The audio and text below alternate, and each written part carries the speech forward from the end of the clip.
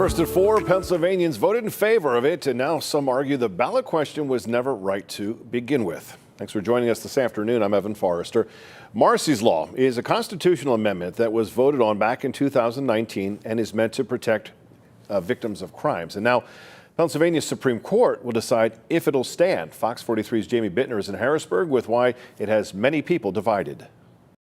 Back in 2019, voters decided to pass Marsy's Law to protect victims' rights. But years later, it's still being debated. It's a roller coaster for sure. Kelly Bowers-Williams is the mother of sexual assault victim Tommy Williams, who has openly advocated for Marsy's Law. During the court proceedings, I felt like I was treated with no dignity and no respect. Right now, how it is, it's like the perpetrator has more rights than the victim. We're talking about the ability for them to know when the hearings are happening, to be notified, and to have a voice. But others like Lorraine Hall say it's not that simple. That's why she, the League of Women Voters, and the ACLU have a problem on how far that ballot question allowed Marsy's Law to go. I've lost a brother to gun violence, and at the same time, I'm also a mother of an only child that's incarcerated. As a victim, okay, they want to give me all the rights. But then as a mother of an only child that's incarcerated, that's taking all his rights away from him.